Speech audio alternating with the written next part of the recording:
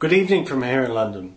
So just in the closing bell on Wall Street, and equities finished fairly split on the session. We did see the Dow finish in positive territory, the S&P was close to fair value, and the Nasdaq was the negative there. That finished down well over 1% as technology stocks lagged the overall market.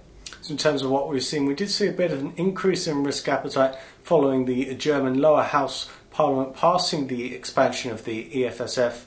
And this was also continued following some pretty decent US economic data showing a surprise slight improvement in the final figure for the US GDP for the second quarter.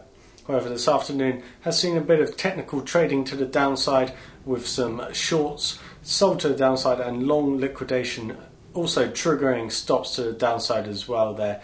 The E-mini S&P breaking its weekly pivot and finding some support at that daily S1 level at 1135.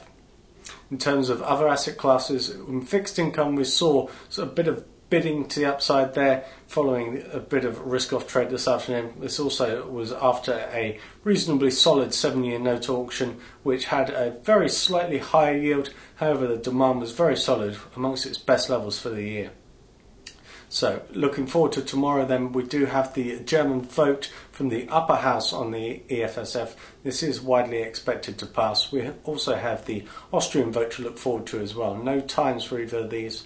Elsewhere we have the German retail sales, and we also have the US PCE data to look forward to, as well as the Chicago PMI and the University of Michigan Consumer Confidence. So a pretty action-packed Friday to look forward to for tomorrow.